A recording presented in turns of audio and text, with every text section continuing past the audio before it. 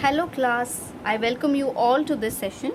This session we are going to discuss about the importance of organizing. Now, what is the importance of organizing? Why do you need something to be organized? It first one is the benefit of specialization. See, when you organize work in the organization, it reduces the workload. And as well as enhances the productivity because of the specific workers perform a specific job on a regular basis. Now, if you do something repetitively, you become expert. Okay. Now, I want you to observe this video. Okay, how does repeatedly doing something will actually work wonders. Okay, it will make as a specialist. Okay, yeah.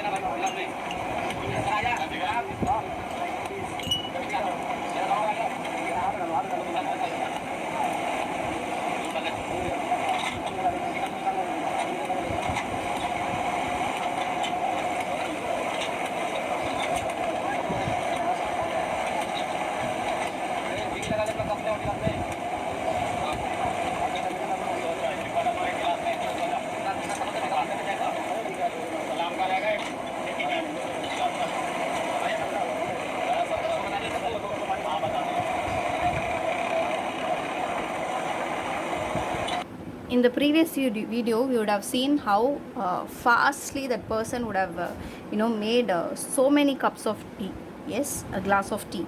So when you do something repeatedly, you do a daily something repetitive performance, you gain experience in that area and you become like a specialist. That's why we call someone as a tea master, right? So in organization also, suppose for example you are into finance, you are doing a particular bank finance work or something for over a period of time, say 11 years, 15 years of experience and all you have got, then obviously you will gain more experience and you become a specialist of that particular area. Okay, so one simple example that you will not forget this importance of organizing, which is the benefit of specialization.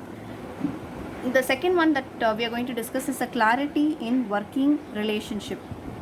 Now you need to have the clarity of working relationship clarifies the line of communication. Okay, line of communication, and specify who has to report to whom.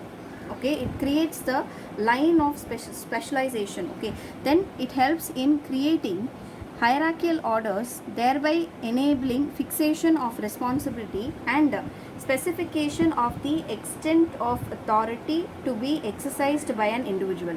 So this you need to be very careful. The line of communication is very important, because if the line of communication is clear, there will not be any conflict in the organization. Specify who has to report to whom. No, who has to report to whom. You need not report to everyone, and you cannot take responsibility for everyone. There will be a specified persons under the person. Suppose for example you are the team leader, you would have if you are the team leader, you have been allocated 5 members, team 1 2 3 4 5, you have 5, you are only responsible for this 5. Okay, these 5 people have to report to you, and your line of communication will be this much only. Okay, you need not communicate to the other person, team member. Like if they have 3, they need not communicate to you, they have to communicate only to their team leader. So it will be like this. It helps in creating the hierarchical order, thereby enabling the fixation of responsibility, specification of the extent of authority to be exercised by an individual. Then the third one is effective administration. If you have clarity of work, you will be able to administer your work better. In working relationship enables proper execution of work, management of an enterprise becomes easy, and this brings effectiveness in administration. So this brings effectiveness in the administration process. So very important, effective administration is very important. If you have clarity of work only, you will be able to administer better. Then you have optimum utilization of resources. Now you may have a lot of resources like material, finance, human resource. How can you optimally utilize these resources? You should have utilized it in the maximum. Or when do you call something as optimum? You would have utilized it to the maximum at a lower cost. Cost will be low, benefit will be high.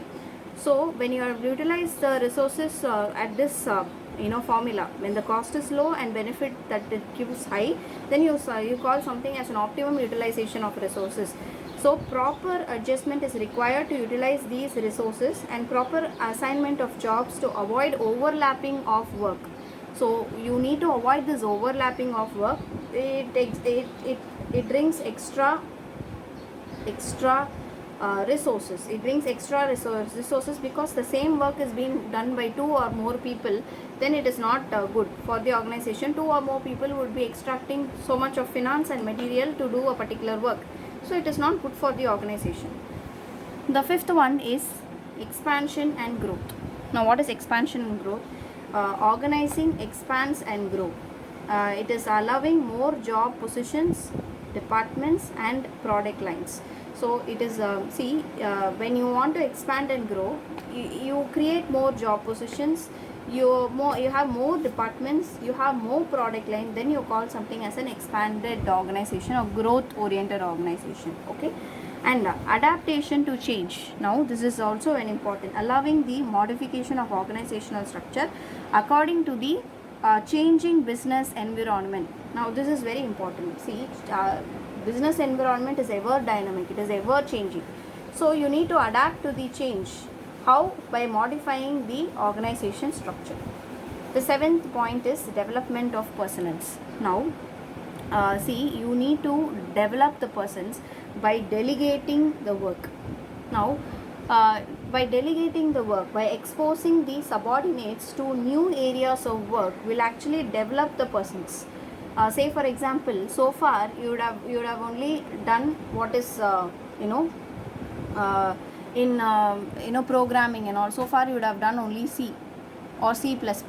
Now a new programming language you have to learn, say for example Java, to actually perform a particular task which is being delegated. Obviously it will develop your person's interest or capability, because he has to learn new things, and you're leaving them. Suppose for example you have done you are into an articled assistant, you are chartered accountant, articled assistant.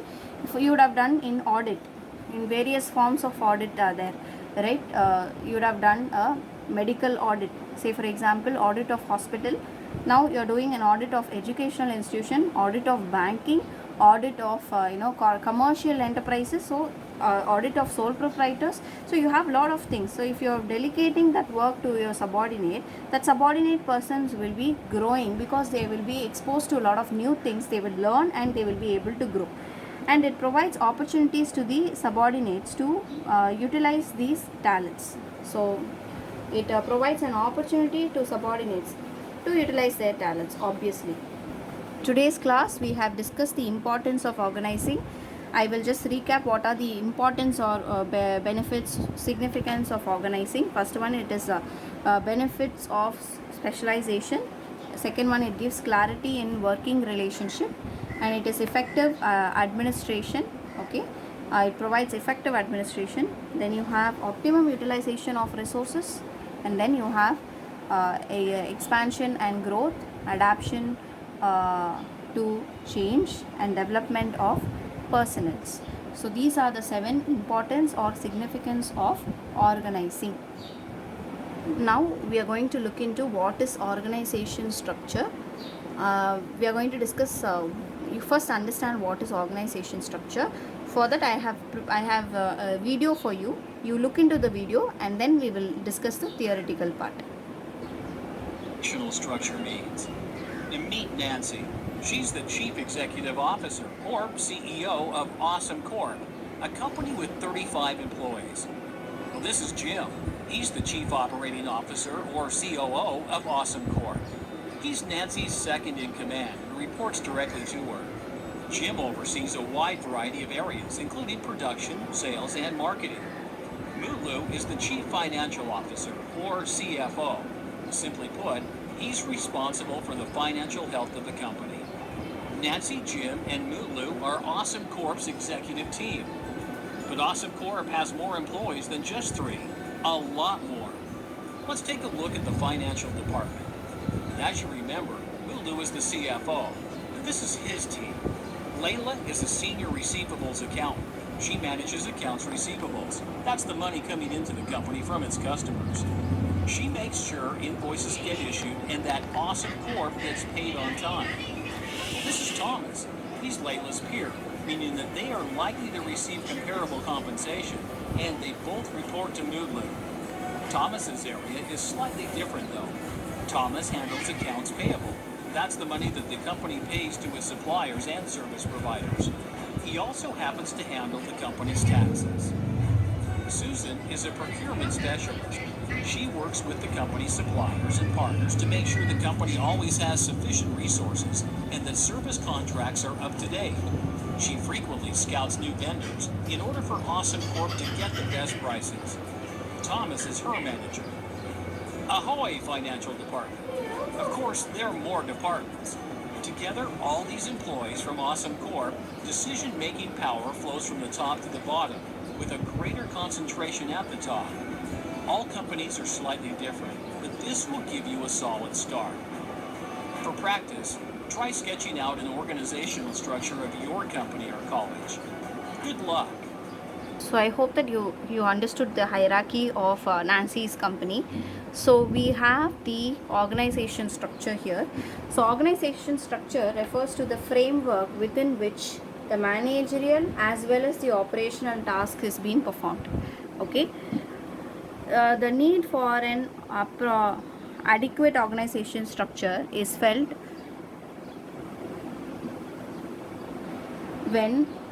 by an enterprise whenever it grows in size or complexity. So if it is growing in size and complexity, then you will have a more severe structure, that is more complex structure of organization. Now you may have organization structure simple as this.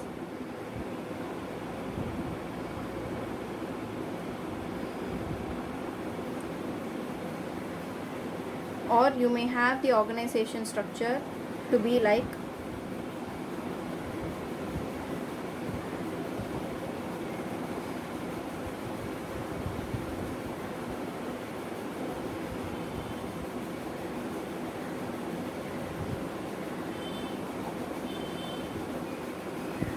this. Or you may have an organization structure which is complex as this.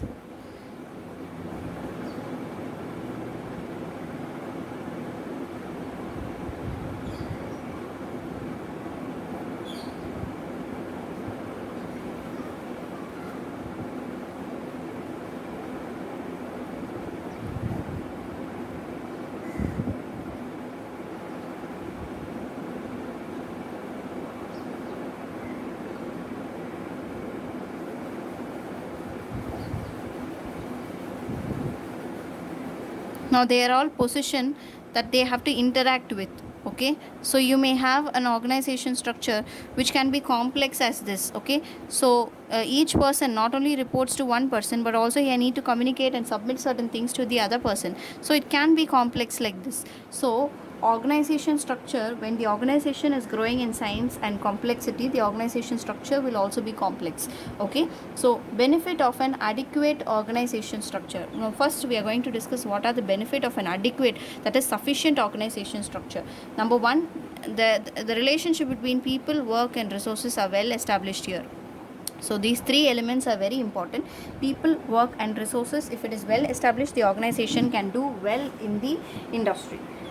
Then the second benefit is there is a correlation and coordination between the resources, that is physical resources, human resources and financial resources, to accomplish the goals of the organization. So there is a proper correlation and coordination. The third benefit is, as you can see, there is a smooth flow of communication between the various persons in the organization.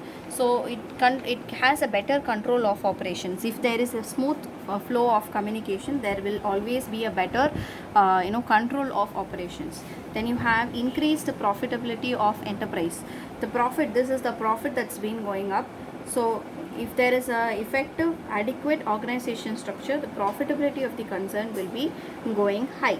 So this is what we are going to learn today's in depth. In the next video, that we are going to discuss what is the organization structure in depth. Till now, so far we have discussed what are the importance of organizing, and we have discussed the organization structure. Okay, we have discussed organization structure and the benefit of adequate organization structure. Okay, keep learning. Thank you, class.